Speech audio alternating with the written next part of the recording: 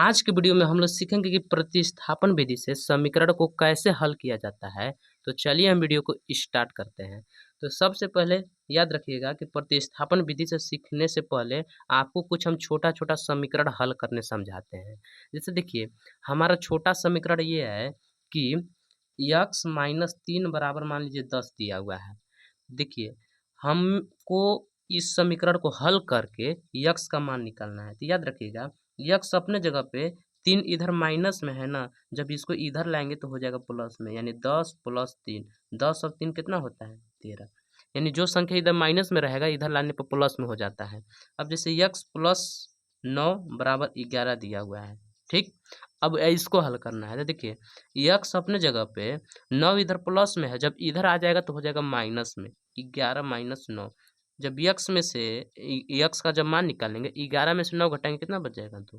तो आया बस समझ में? जो संख्या इधर माइनस में रहेगा इधर आके प्लस में बनेगा, और जो संख्या इधर प्लस में रहेगा इधर आके माइनस में। यानी माइनस का उल्टा प्लस और प्लस का उल्टा माइनस होता है। जैसे एक और सवाल समझिए कि 2x बराबर लिखा हुआ है 6। इसको कैसे हल करना है? जैसे देखिए, इसको हम ऐसे भी लिख सकते हैं, 2 गुणे यक्स बराबर 6। यानी यक्स में 2 क्या कर रहा है? गुणा कर रहा है। जब इधर आएगा तो भाग करने लगेगा। यक्स बराबर 6 बट्टे में 2 हो जाएगा। अब ये 2 से 6 कट रहा है जी। तो कट रहा है, काट दीजिए। 2 एकम 2, 2 तिया 6। यानी यक्स बराबर 3 बट्टे में 1 आ रहा है, तो बट्टे में 1 को नहीं लिखते हैं, याद रखिएगा। जैसे अगला सवाल है हमारा कि यक्स बट्टे में 3 बराबर 9। इसको हल करना है। जैसे देखिए, इसको चाहे तो हम ऐसे भी लिख सकते हैं, यक्स भागे 3 बराबर 9। समझ में आ रहा है ना? जैसे यक्स जो है ना, यक्स में 3 क्या कर रहा है? तो आपको बताना है कि भाग कर रहा है। यक्स में 3 क्या कर रहा है? भाग कर रहा है। इधर जब भाग करेगा तो जब इसको इधर लाएंगे ना तो करने लगेगा गुना। तो यक्स बराबर हो जाएगा 9 गुणे 3। 9 और 3 का गुना कर देंगे तो हो जाएगा 9 तिया 27। इतना तो आपको आ गया होगा समझ में। अब हम चलते हैं अपने सवाल पे। देखिए, हमारा सवाल है कि इसको प्रतिस्थापन विधि से हल करना है। तो सबसे पहले क्या करेंगे, जो पहला समीकरण दिया हुआ है ना, उसको पहले को बना लेंगे समीकरण नंबर 1 और दूसरे को बना लेंगे समीकरण नंबर 2। पहले को क्या करना है? समीकरण 1 बना देना है, दूसरे को समीकरण नंबर 2 बना देना है। अब याद रखिएगा, अब समीकरण जो 1 बनाया है लिखेंगे कि अब समीकरण 1 से, अब समीकरण समीकरण 1 से, अब हम समीकरण 1 से चल रहे हैं, यानी समीकरण 1 को हल कर रहे हैं। कुछ देखिए, यक्स प्लस वाई बराबर 10, यानी एक बार समीकरण 1 को उतार दिए हैं। देखिए, इसमें आप तो चाहे तो यक्स का भी मान निकाल सकते हैं, चाहे वाई का भी मान निकाल सकते हैं, लेकिन हम यहाँ पे चलिए यक्स का मान निकालेंगे। देखिए, यक्स अपने जगह पे, वाई इधर प्लस में है ना, वाई इधर प्लस में, जब इसको इधर लाएंगे तो क्या में हो जाएगा? माइनस में। तो यहाँ पे कर लेंगे 10 माइनस वाई। इतना आपको आ गया होगा समझ में। यानी जो संख्या इधर प्लस में होता है ना, इधर आने के बाद माइनस में हो जाता है। इसको समीकरण नंबर कितना बना देंगे? 3 बना देंगे, क्योंकि समीकरण 1 बना दिए हैं, 2 बना दिए हैं, 3 बन गया। इतना बात आपको आ गया होगा समझ में। अब देखिए क्या करना है, लिखेंगे कि यक्स का जो मान निकला है ना, यक्स का मान हम समीकरण 2 में रख देंगे। क्या करेंगे?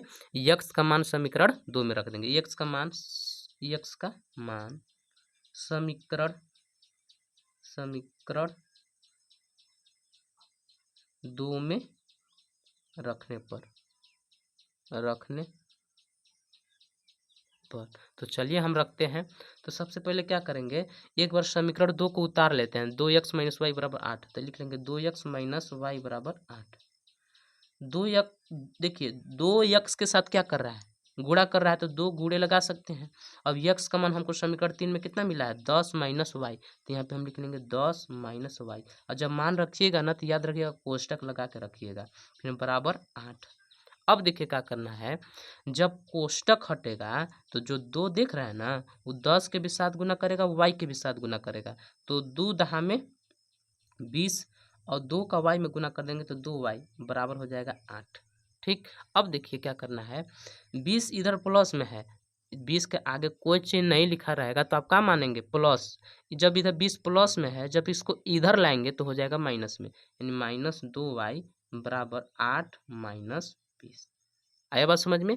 अब देखिए, -2 अपने जगह पे, -2y अपने जगह पे, 8 में से 20 घटेगा जी?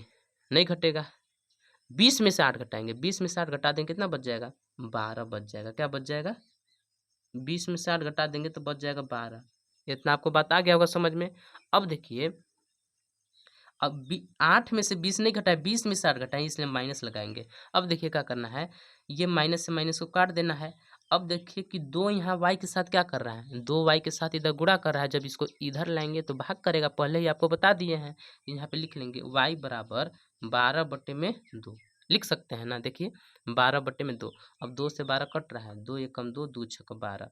y बराबर कितना निकल गया, 6। बताए थे कि बट्टे में 1 को नहीं लिखते हैं। y का मान कितना निकला, 6 निकला। अब ये जो y का मान निकला है ना, उसको उठाकर हम समीकरण 1 में भी रख सकते, समीकरण 1 में नहीं, जो हम समीकरण 3 बनाए हैं ना, देखिए जो समीकरण 3 बनाए उसका यूज नहीं किए हैं, तो y का मान जो हम निकाले हैं उसका समीकरण 3 में रख देंगे। यहाँ पे क्या लिखेंगे कि y का मान समीकरण 3 में रखने पर, 3 में रखने पर, तो चलिए रखते हैं यक्स, एक बार समीकरण 3 को उतार लेते हैं। यक्स बराबर 10 माइनस वाई। अब देखिए यहाँ पे y बराबर हमको 6 रखना है, तो लिख लेंगे यक्स अपनी जगह पे 10 माइनस 6। 10 में से जब आप 6 घटाएंगे तो कितना बच जाएगा, 10 में से 6 घटा देंगे तो 4 बच जाएगा। यक्स का मान कितना निकल गया, 4। यदि आपको ये भी चेक करना है कि जो हमारा आंसर गलत आया है कि सही, तो उसको भी आप चेक कर सकते हैं कि हमारा आंसर गलत है कि सही। तो सबसे पहले याद रख लीजिएगा कि यक्स का मान कितना निकला है, 4, और वाई का मान निकला है 6। और जो हम समीकरण 1, 2 बनाए हैं ना जी, देखिए इस प्रतिस्थापन विधि से समीकरण हल हो गया है, लेकिन आपको हम कुछ एडवांस में बता दे रहे हैं कि आप कैसे चेक करेंगे कि हमारा आंसर गलत है कि सही।